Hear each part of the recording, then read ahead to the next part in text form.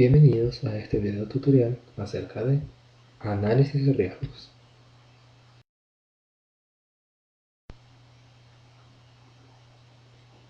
Los integrantes del grupo son Bello Leini, Ríos Catherine y mi persona, Lina Rejana.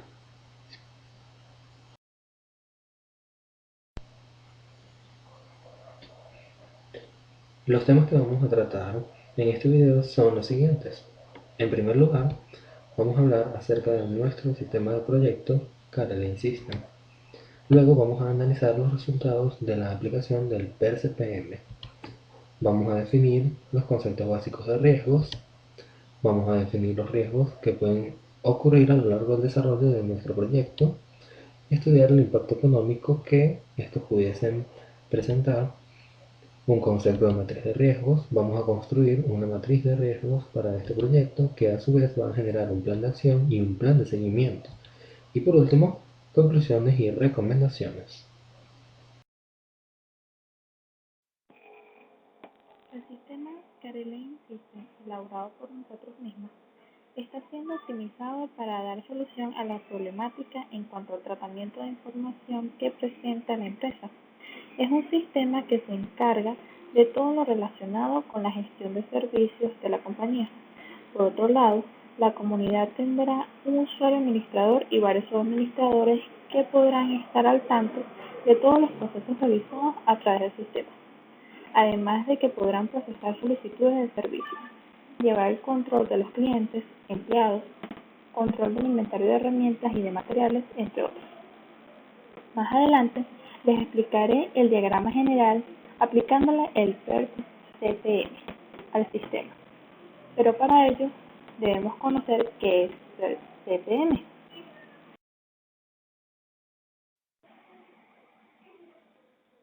PERCPM son técnicas de evaluación y revisión de programas que nos permiten dirigir la programación de nuestros proyectos.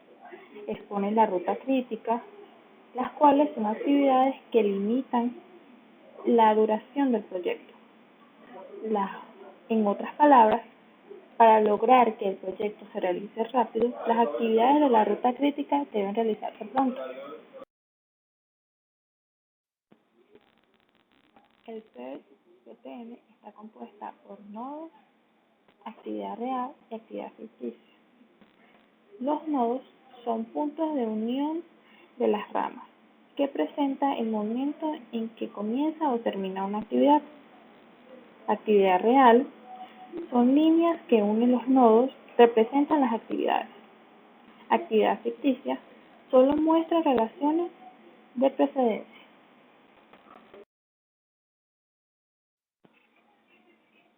Reglas del PERCPM. Toda gráfica PERCPM debe comenzar con un solo evento denominado evento inicial, que finaliza igualmente con un evento conocido como evento final. Una actividad ficticia se origina del evento donde finaliza la actividad real.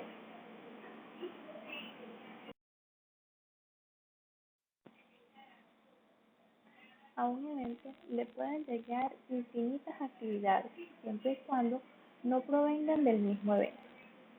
Si a un evento le llegan dos o más actividades que provengan del mismo evento, una de ellas será real y las demás ficticias. A continuación se explicará el PERCPM de Carolyn System. En primer lugar, se listarán las actividades del proyecto, identificándolas con una etiqueta, las cuales son: actividad A, seleccionar la metodología de trabajo que será aplicada durante el desarrollo del proyecto. Actividad B, seleccionar y aplicar los instrumentos de recolección de datos necesarios en la comunidad. Actividad C, analizar detalladamente los resultados obtenidos con la aplicación de las técnicas de recolección de datos. Actividad D, diseñar un modelo de negocio del sistema actual de la comunidad para lograr comprender su funcionamiento. Actividad E, identificar el principal problema de la comunidad.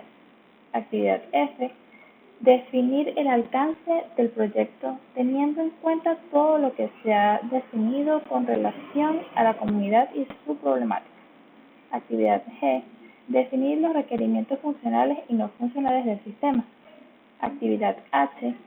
Definir el objetivo general y los objetivos específicos del proyecto. Actividad I. Seleccionar las herramientas informáticas que se aplicarán durante el desarrollo del proyecto. Lenguajes de programación, programas especiales, frameworks, etc.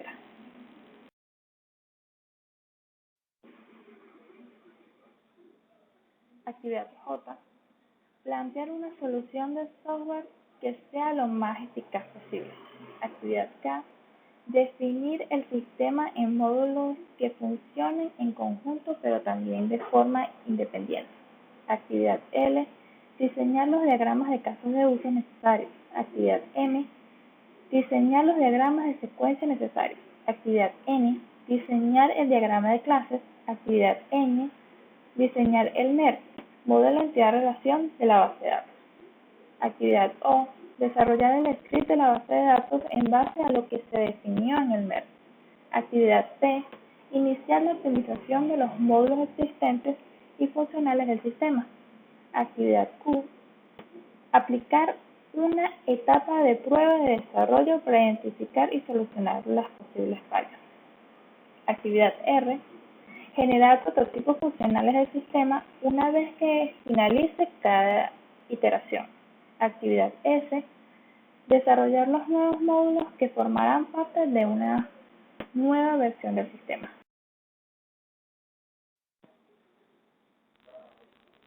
Actividad T. Aplicar una etapa de prueba de desarrollo para identificar y solucionar las posibles fallas. Actividad U.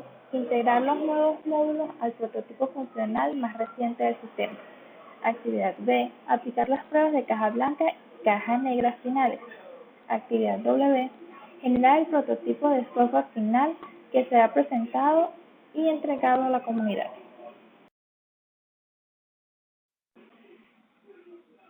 Aquí la tenemos con su precedencia y duración, en este caso el día.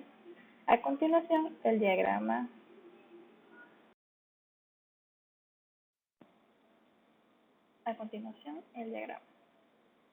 Listaré una serie de pasos para realizarlo. Primero, se calculan los tiempos de ejecución de las actividades. Se comienza desde la izquierda, colocando el valor 0 en el cuadro izquierdo del primer nodo, y se va sumando el tiempo de duración de cada actividad para ir acumulando el tiempo. Al terminar de calcular los tiempos de ejecución, se procede a calcular los tiempos de hondura, de derecha a izquierda. Se coloca en el cuadro derecho del último nodo el tiempo total del proyecto y se va restando el tiempo de duración de cada actividad para ir disminuyendo el tiempo. Cuando existan dos o más acumulados, se toma el acumulado de menor duración. Se calcula la ruta crítica, que pasa por los nodos donde el acumulado del cuadro de la izquierda es igual al acumulado del cuadro de la derecha. Normalmente se denota con un trazo más grueso o con otro color. En nuestro caso, observamos un color verdoso que sería nuestra ruta crítica. 10. Es una medida de las posibilidades de incumplimiento o exceso del objetivo planteado. Así definido, un riesgo conlleva dos tipos de consecuencias: ganancias o pérdidas. Los riesgos informáticos se refieren a la incertidumbre existente por la posible realización de un suceso relacionado con la amenaza de daño respecto a los bienes o servicios informáticos, como por ejemplo los equipos informáticos, periféricos, instalaciones, proyectos, programas de cómputo, archivos, información, datos confidenciales, entre otros. La Organización Internacional por la Normalización, ISO, define riesgo tecnológico como la probabilidad de que una amenaza se materialice utilizando vulnerabilidad existente de un archivo o un grupo de archivos, generándole pérdidas o daños.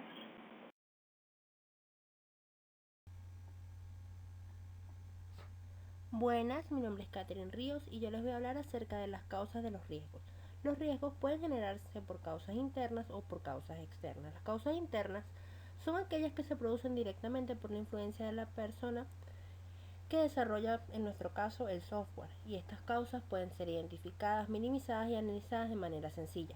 Las causas externas, por su parte, son aquellas que están fuera del alcance de la influencia del equipo de trabajo y por lo tanto es más difícil que éstas se identifiquen, se minimicen, se analicen y por lo tanto que se solventen.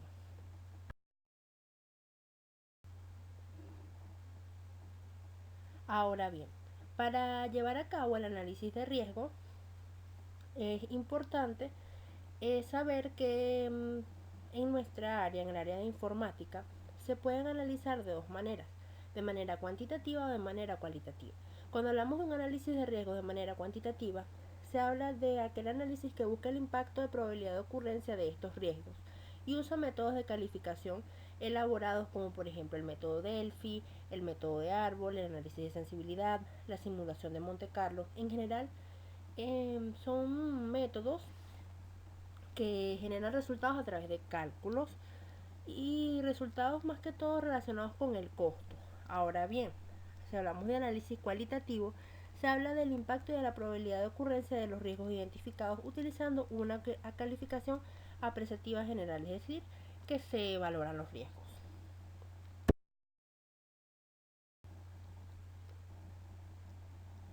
Bien, vamos a definir lo que es el análisis cuantitativo. El análisis cuantitativo para la empresa de inversiones Careley, es decir, para el sistema que se realizó a esta empresa, el equipo de trabajo, es decir, nosotros seleccionamos el árbol de decisiones como método para llevar a cabo el análisis. El árbol de decisiones consta de los siguientes pasos. Primero, el método gráfico. Segundo, hay que considerar la probabilidad de cada resultado. Y por último, hay que aplicar esto al costo y al tiempo. El riesgo se clasifica mediante la fórmula que pueden ver aquí, que es FER. FER significa factor de exposición al riesgo. Y esto es igual a la probabilidad de ocurrencia P por la cantidad en discusión. A continuación vamos a ver algo más detallado.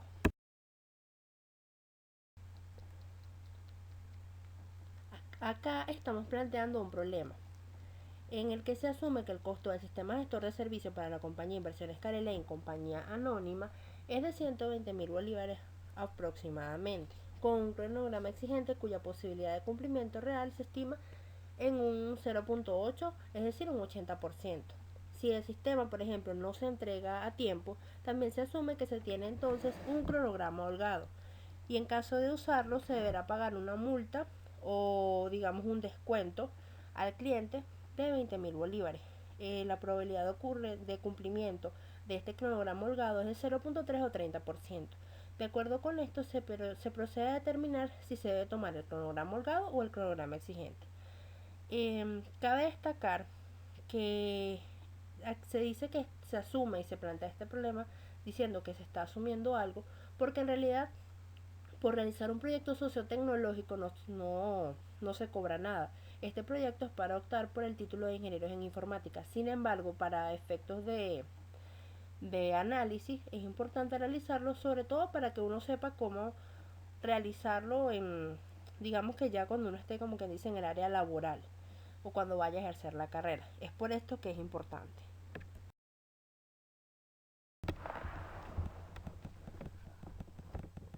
Bien, acá podemos observar el análisis cuantitativo de manera gráfica.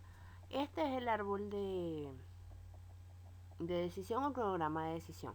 Acá podemos ver el ítem que tiene este nombre, del cual se desglosan dos ramas o dos flechas del árbol. El primero corresponde al cronograma exigente que se mencionó anteriormente y el segundo al cronograma holgado. En el cronograma exigente colocamos en la parte superior el 0.8 que corresponde a ese 80% de probabilidad de que este cronograma sea utilizado. Este 0.2 corresponde al 20%, que no es más que el resultado de la resta o es lo que falta para llegar al 100%. Bien, acá podemos observar que existen dos ramas más, una rama con el nombre de anticipado y otra con el nombre de tardío. Con esto queremos decir lo siguiente: la de anticipado significa que el proyecto o se entrega antes de la fecha o se entrega a tiempo, y con tardío nos referimos a que se entrega tarde. Justo acá, al lado de estas ramas, se encuentran dos montos, un monto negativo y un monto positivo. El monto positivo que está o que proviene de la flecha de anticipado indica el costo que se va a cobrar del proyecto, bueno, el costo supuesto.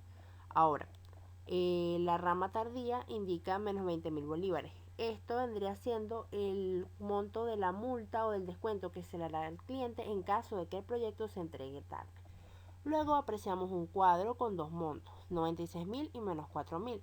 Este monto es el resultado de la multiplicación de la probabilidad por el resultado. Acá arriba podemos ver que tenemos la misma fórmula que se mencionó anteriormente, que es probabilidad P por resultado C va a ser igual al valor esperado. Bien, vamos a multiplicar entonces 0.8 por 120.000 nos da 96.000 bolívares y 0,2 por menos 20.000 nos da menos 4.000 bolívares. Y esto sumado algebraicamente nos da 92.000 bolívares, que es el valor esperado del cronograma exigente solamente. Ahora bien, si nos vamos al cronograma holgado, que vendría siendo como nuestro plan B, en caso de que no se cumpla el cronograma exigente, podemos tomar este. Entonces, acá apreciamos en la tabla de probabilidad lo siguiente: tenemos un 0.3 y un 0.7. El 0.3 corresponde a la probabilidad que se dijo en el planteamiento del problema de que este cronograma fuese usado, y el 0.7 o 70% corresponde a lo que nos falta para llegar al 100%. Todo es igual que arriba. Luego tenemos de nuevo la rama que dice tiempo anticipado y la rama que dice tardío. Acá es igual. Si se entrega a tiempo, ojo, a tiempo pero tarde, es decir, a tiempo de acuerdo al cronograma holgado, pero va a ser tarde en cuanto al cronograma oficial, por así decirlo. Es por esto que acá en resultado vemos que el monto es de bolívares cero. ¿Por qué? Porque se supone que si se cobró por el sistema, por ejemplo, 120.000 bolívares, pero estamos trabajando con el cronograma holgado, no vamos a cobrar 120.000 bolívares otra vez. Sencillamente, eso ya se cobró y listo. Se tomó, como quien dice, el tiempo de holgura o este tiempito adicional para hacer ciertas cosas. Ahora, existe un 70% de probabilidad de que este cronograma no se dé, y que por lo tanto que las actividades tardías tampoco. Es decir, que por ejemplo, si yo lo entrego tarde, o existe también la posibilidad de que sencillamente no lo entregue. Si esto ocurre, entonces se me restan los 20.000 bolívares, que es la multa.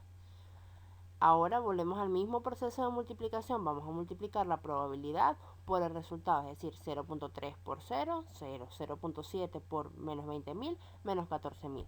Se suma algebraicamente y nos da menos 14.000 bolívares, que vendría siendo el valor esperado. Algo importante acá es que el valor esperado vendría siendo el monto, el resultado de este análisis. Por lo tanto, con este resultado es que vamos a determinar qué cronograma nos va mejor. Evidentemente, viendo los cálculos, el cronograma perfecto es el cronograma exigente. En este caso, en todos los casos no es igual. En este caso, el cronograma exigente es mejor porque, como se aprecia numéricamente, se puede obtener, como quien dice, una remuneración. En cambio, si se sigue el otro, tendríamos pérdidas. En algunos casos va a ser al revés. Resulta que el cronograma holgado es mucho más eficiente, pero esto depende mucho del tipo de proyecto, de cómo se realice por ejemplo, el PRCPM y todo este tipo de cosas. Entonces, esto depende mucho de las actividades, del diagrama de Gantt, etcétera. Y depende mucho del proyecto. Cada proyecto es muy particular. En este caso, nos dio este resultado. Si por ejemplo ustedes lo están haciendo, puede darles resultados diferentes, no significa que está malo. La manera de hacerlo es esta. Acá tienen un ejemplo. Los resultados son diferentes para cada persona que lo realice.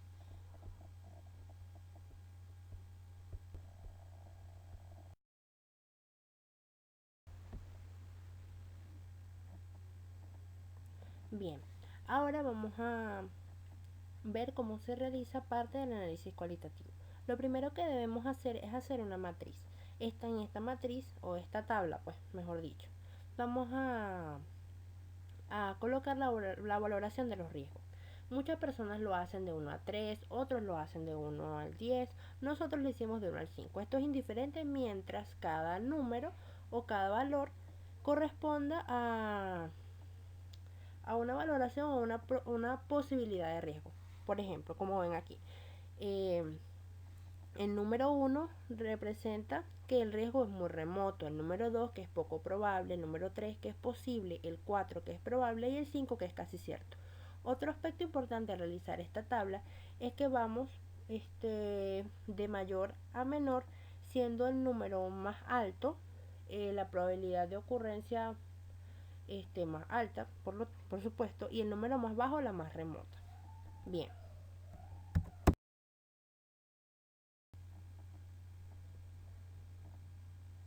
Acá pueden apreciar una lista de los riesgos posibles según el análisis cualitativo que se realizó del sistema gestor de servicio para la empresa Inversiones Carelane. Acá tenemos lo siguiente. El primero es el incremento en los requerimientos. Este riesgo fue valorado con el número 2, es decir, que es poco probable que este riesgo ocurra. El segundo es la replanificación durante el proceso de desarrollo. Este también fue calificado con el número 2, por lo que es poco probable que ocurra. El tercero es el cambio en las funcionalidades. Fue calificado con el número 4, lo que indica que es probable que este riesgo se dé. El cuarto corresponde al abandono del plan de trabajo al estar bajo presión. Se calificó con el número 3, lo que indica que es posible. El número 5 dice cambios en la fecha de entrega. Fue valorado también con el número 3, lo que indica que es posible que suceda. El sexto es incompatibilidad con herramientas de software. Cuando hablamos de herramientas de software puede ser que tenga algún problema de compatibilidad con el sistema operativo, puede que tenga problemas con el navegador, o que tenga problemas, por ejemplo, si lo ven en un teléfono móvil, etc. Fue calificado con número 4, lo que es probable. El otro es pérdida de información por la caída del servidor. Fue calificado también con el número 4. Y la incompatibilidad con recursos del servidor fue calificado con el número 3. Es importante resaltar que, por ejemplo, nosotros colocamos la lista de riesgos y le colocamos el número, es decir, el valor al lado. Ustedes pueden colocar, por ejemplo, en un mismo lugar la matriz y la lista de riesgos para que se aprecie mejor. También pueden colocar en lugar del número, pueden colocarle la palabra que sí, casi cierto, probable, posible, etc. Lo importante es que estén identificados porque estos riesgos son los que vamos a utilizar para construir la matriz de riesgos. Y es mucho más sencillo que lo tengan al ladito a que tengan que estar, como quien dice, revisando por allá la tabla, por aquí el riesgo. Es mucho más fácil organizarlo de esta manera. O bueno, al menos a nosotros se nos hizo mucho más sencillo.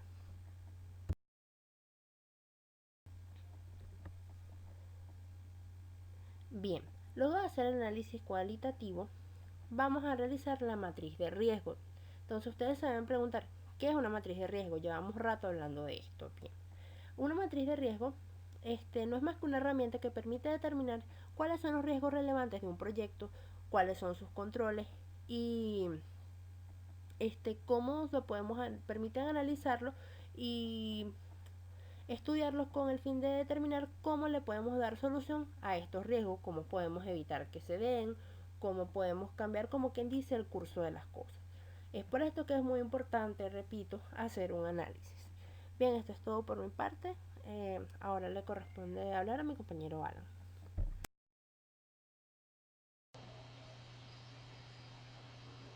Muy bien, ya que Catherine nos ha dado una definición bastante acertada de lo que es la matriz de riesgos, podemos pasar a construir una.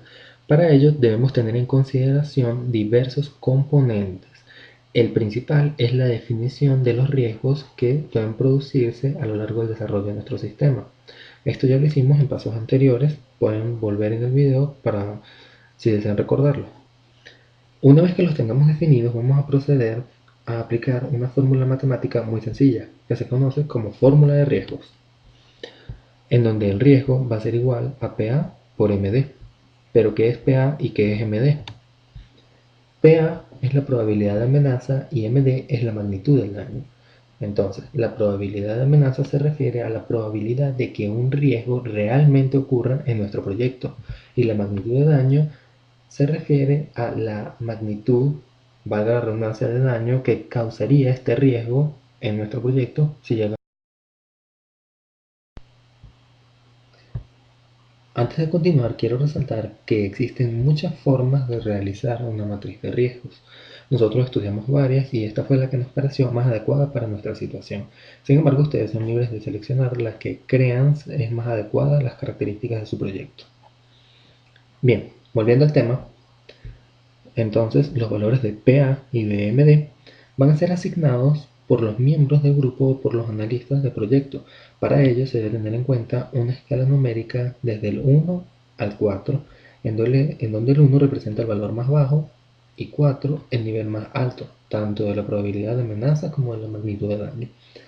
Entonces, 1 es ninguna, 2 es baja, 3 es mediana y 4 es alta. Otro punto importante a tener en cuenta es la posición a la hora de construir la matriz que van a tener cada uno de estos elementos, o sea, PA y MD. Acá tenemos una matriz de 3×3, que es el ejemplo más básico que vamos a utilizar, en donde la probabilidad de amenaza se encuentra ubicada en el eje horizontal de la matriz y la magnitud de daño en el eje vertical. Una vez que tengamos esto, simplemente vamos a asignar valores numéricos teniendo en cuenta esta regla a cada uno de ellos y vamos a aplicar la fórmula vista en el paso anterior.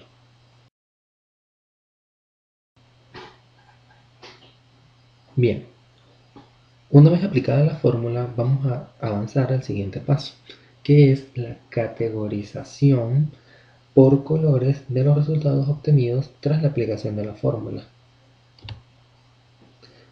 Como podemos ver acá, se representan en 3 colores. Cada color tiene un significado relacionado directamente con la importancia del riesgo.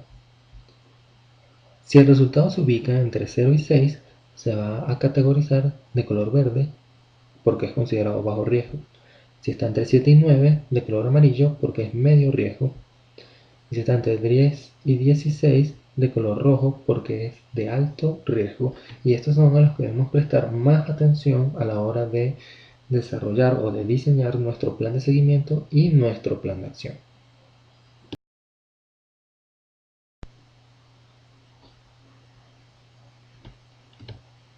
Bien, ya que tenemos definidos todos los pasos que hay que seguir para construir una matriz de riesgos, vamos a proceder a construir la de este proyecto.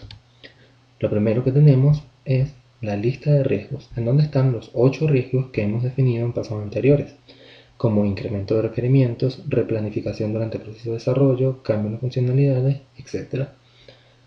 Vamos a asignar una letra del alfabeto a cada uno de estos riesgos para maximizar el espacio de visualización, ¿sí?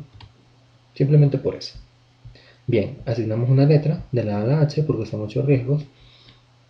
Y ahora vamos a proceder a asignar el valor de la probabilidad de amenaza. Entonces, el valor de probabilidad de amenaza de A es 3, el de B es 3, el de C es 2, y así sucesivamente hasta llegar a H, en donde vuelve a ser 3. Ahora asignamos el valor de magnitud de daño. 1 para cada riesgo, ¿verdad? Y teniendo en cuenta la regla de la valoración numérica, que va del 1 al 4, teniendo en cuenta que 1 es el menor valor y 4 el que implica una mayor posibilidad o de ocurrencia o de daño. Bien, una vez que tenemos esto definido, procedemos a aplicar la fórmula de riesgo en donde multiplicamos la probabilidad de amenaza por la magnitud del daño. Acá tenemos los resultados de la primera fila, en donde podemos comprobar la aplicación de la fórmula. Entonces, 3 por 2, 6, 3 por 2, 6, 2 por 2, 4, y así sucesivamente. Aplicando esta fórmula, ¿verdad? En cada uno de los elementos, vamos a obtener las 7 filas restantes de nuestra matriz. Una vez que la tenemos todas definidas, vamos a proceder con la categorización por colores para determinar los riesgos bajos, medios y altos. Bien, primero tenemos los bajos riesgos en color verde. Luego en color amarillo los riesgos medios, que recordemos van desde el 7 al 9. Y por último tenemos los altos riesgos o los riesgos que implican unas consecuencias, digamos, más fuertes dentro del proyecto.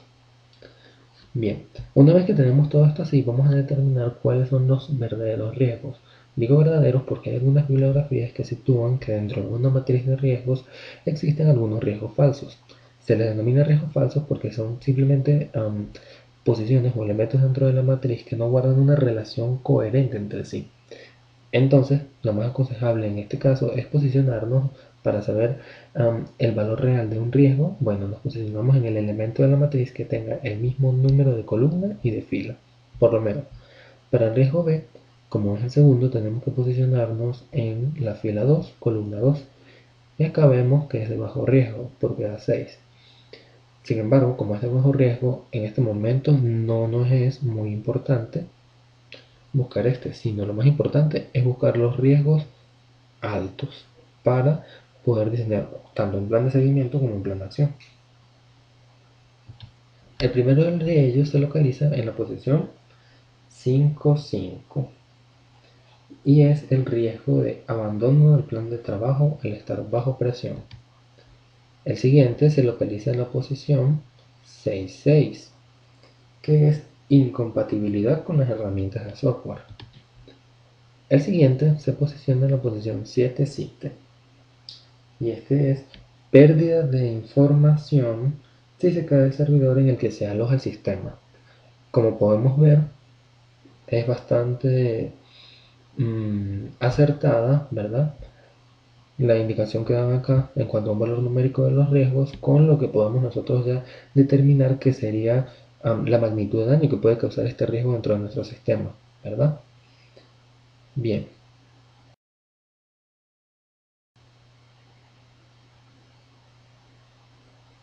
Como ya tenemos los resultados que ha arrojado nuestra matriz de riesgo, hemos logrado determinar que se produjeron solo 3 riesgos de alto nivel.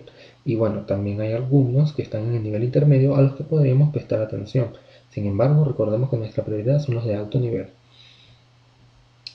Entonces, ahora es necesario desarrollar un plan de seguimiento que nos permita mitigar o evitar estos riesgos. Para ello debemos tener en cuenta los diferentes factores que vamos manejando durante el desarrollo de nuestro proyecto. Bien, ahora, ¿qué herramientas vamos a utilizar para ejecutar nuestro plan de seguimiento? Pues muy simple.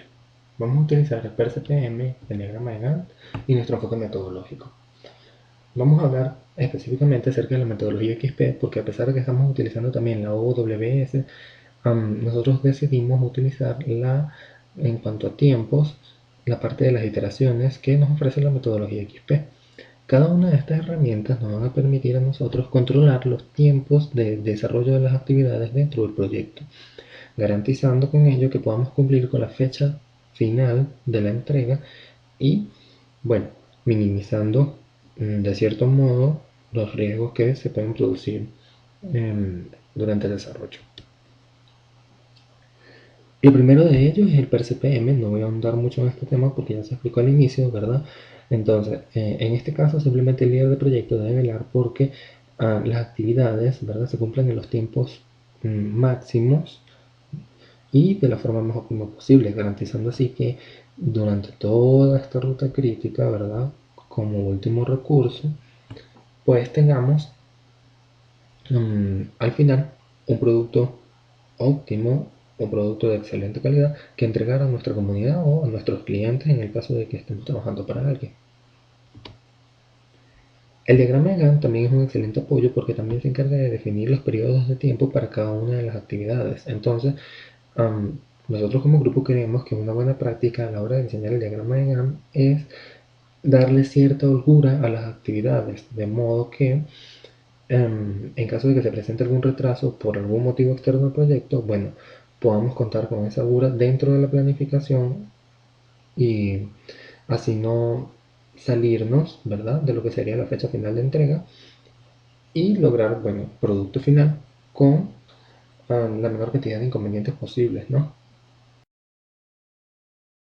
Para la parte de la metodología, a nosotros nos pareció muy útil emplear la metodología XP y utilizarla en nuestro plan de seguimiento porque ella nos brinda un modo de trabajo que realmente es muy eficiente y es el trabajo mediante iteraciones. Vamos a explicar acá un poco cómo sería una iteración dentro de la metodología XP. Lo primero que tenemos, ¿verdad? En este primer paso sería la ficha de usuario. Esta ficha de usuario realmente es muy, pero muy manejable. Uno puede adaptarla a las necesidades de su proyecto y simplemente es como una ficha de requerimientos donde vas a definir lo que vas a hacer dentro de esa iteración. Una vez que tenemos la ficha de usuario, pasamos a lo que sería el desarrollo de la iteración. Acá, ¿verdad? Se va a asignar un tiempo. El tiempo máximo puede ser de 3 meses. En nuestro caso, bueno, decidimos que cada iteración durara, dependiendo de la dificultad, entre unos 15 días si era momento de programar, o de repente unos 3 o 4 días si era momento de diseñar un UML. Una vez que se culminaba con la parte de lo que era el desarrollo de la iteración, ¿verdad? Ya con todo ello, se pasaba a lo que era una fase final de integración del producto. Era en donde se tenía ya un prototipo funcional del producto. Entonces, ¿qué nos garantiza esto a nosotros para nuestro plan de seguimiento? Bueno, que al tener un prototipo funcional del producto, nosotros ya vamos a saber hasta dónde, ¿verdad? Nuestro proyecto está marchando bien. Entonces, si se produce alguna falla, si se presenta la ocurrencia de alguno de los riesgos que ya hemos definido, cuando tengamos que retroceder para solucionarlo, los costos no van a ser tan altos, porque vamos a saber en qué punto o en qué iteración, ¿verdad? Hasta qué iteración nuestro proyecto se puede integrar factiblemente para que se eviten los riesgos, ¿verdad? Que estamos corriendo ya. Para finalizar con la parte de las iteraciones, bueno, una vez que tenemos nuestro producto integrado, se produce un proceso de retroalimentación, en donde vuelves a la primera parte del ciclo para realizar una nueva iteración con nuevas actividades. Bien, ya que nuestro plan de seguimiento se encargaba principalmente, ¿verdad?, de la regulación de los tiempos de las actividades para evitar que se produjeran por lo menos, ¿verdad?, el riesgo, en el caso puntual, del abandono del plan de trabajo por estar bajo presión, ¿verdad? Pasamos a lo que sería nuestro plan de acción en caso de que estos riesgos se produzcan. Entonces, ya sabemos, los riesgos que van a estar dentro del plan de acción se determinan mediante la aplicación de nuestra matriz de riesgos. Ya sabemos que fueron 3, ¿verdad? Y acá tenemos la parte donde se encuentran ubicados. O sea, el 5,5, 6,6 y 7,7. El primer riesgo de alto nivel que logramos determinar con la aplicación de este proyecto se localiza en la posición 5,5 de la matriz y es abandono del plan de trabajo bajo presión. Realmente este es un riesgo sumamente importante, pues implica el abandono del plan de trabajo, lo cual a su vez va a generar un retraso en lo que serían los tiempos del proyecto, ¿verdad? Entorpeciendo ya lo que sería el desarrollo final, la entrega final, etc. Entonces es muy importante evitar este riesgo si es posible y en caso de que se produzca, mitigarlo. Para evitarlo, nosotros proponemos en nuestro plan de acción y también en nuestro plan de seguimiento, ¿verdad?, que esto se considere desde el inicio al momento de diseñar lo que sería el plan de trabajo o el cronograma de actividades. Al momento de diseñarlo, ¿verdad?, nosotros tenemos como un factor bastante importante lo que sería la consideración de actividades externas al desarrollo del proyecto, además de asignar un cierto nivel de holgura a cada una de las actividades, de modo que a medida que se vayan desarrollando, si se desarrollan en tiempos menores a los establecidos, va a ser muy positivo para el proyecto porque esas holguras se van a ir acumulando y entonces en caso de que se produzca un acontecimiento externo que haga que aumente el que se retrase más bien el proyecto, pues se va a contar con este periodo de tiempo que nos están dando esas holguras como una ventaja para que al momento de la reincorporación el retraso, en caso de que se produzca un retraso grande, no afecte tanto lo que sería la entrega final y, bueno, el agregado de más horas de trabajo para poder lograr cumplir con la fecha final.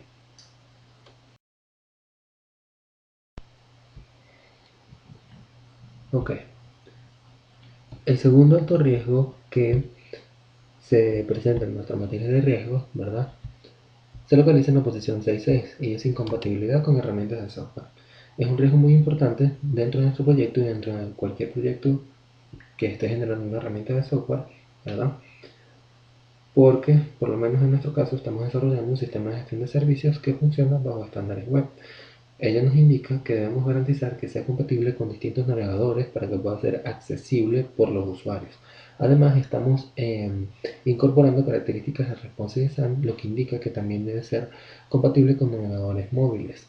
Entonces, la forma más fácil de evitar o de mitigar este riesgo es en la fase de diseño, seleccionando una estructura lógica compatible y también las herramientas más adecuadas para nuestro sistema. En nuestro caso, seleccionamos o decidimos hacer uso de el framework CSS y JavaScript Bootstrap, el cual nos permite estandarizar el código CSS haciéndolo más fácil de interpretar por los distintos navegadores, tanto a nivel móvil como a nivel de escritorio.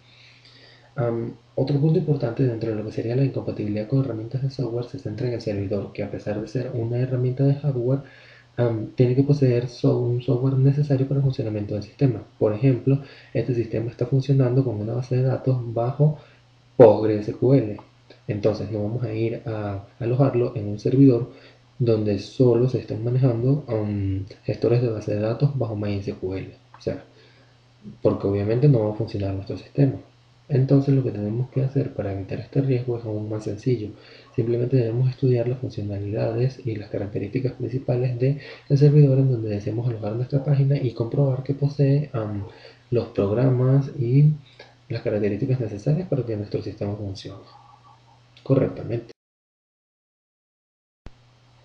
Bien, eh, el tercer riesgo, ¿verdad?, de alto nivel que se localiza en nuestro proyecto está en la posición 77 de la matriz y es pérdida de información si se cae el servidor. Realmente este es un riesgo bastante grave debido a que nosotros estamos manejando información bastante delicada relacionada a las cuentas de los clientes, a la solicitud y prestación de los servicios, comprobantes de pago, etc. Entonces la pérdida de algunos de estos datos implica, ¿verdad?, consecuencias bastante negativas dentro de nuestro sistema. En nuestro plan de acción se establece que, ¿verdad?, que la principal forma tanto de evitarlo como de atacarlo es la aplicación de técnicas de administración de base de datos, específicamente de algoritmos de recuperación de base de datos, ya que estos algoritmos se encargan de recuperar el último estado consistente de la base de datos, asegurando así los datos que se encuentran almacenados en la misma en caso de que se produzca, por ejemplo, una falla de luz, una falla de internet u otra eventualidad. Bueno, debido a que nosotros tenemos solo tres riesgos, ¿verdad?, de alto nivel, o bueno, de alto riesgo como realmente es la definición, podemos concluir acá nuestro plan de acción y nuestro plan de seguimiento. Se podrían tomar en cuenta también, ¿verdad?, algunos de los riesgos más importantes que están considerados dentro de la categorización en la parte amarilla como riesgos de medio nivel. Sin embargo, queda de parte de ustedes, como analistas y desarrolladores, seleccionar a cuáles de ellos quieren incluir tanto en su plan de seguimiento como en su plan de acción.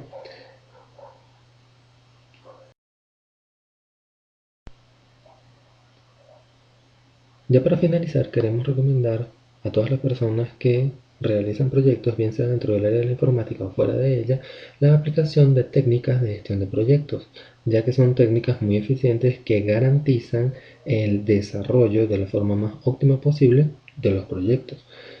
Esto en cuanto a tiempo, aprovechamiento de recursos, definición de riesgos y posibles soluciones en caso de que estos ocurran. Creemos, ¿verdad?, que la aplicación de estas técnicas en conjunto con la aplicación de un marco metodológico sólido permitirán desarrollar un proyecto bastante sólido, bastante óptimo y que cumplirá con todos los requerimientos establecidos o definidos a la hora de su inicio. Recomendamos esto porque, bueno, con el desarrollo de este proyecto hemos comprobado que realmente, a pesar de que lo estamos aplicando ya en la etapa final, son sumamente eficientes y de hecho, si se aplica desde una etapa inicial, te puede ayudar a prevenir muchos dolores de cabeza que se van a ir presentando a medida que vayas desarrollando el proyecto. Entonces, bueno, realmente recomendamos a todos la aplicación de algunas de las técnicas que consideren más importantes o que se adaptan a su proyecto. Bueno, muchas gracias por su atención. Hasta una próxima oportunidad.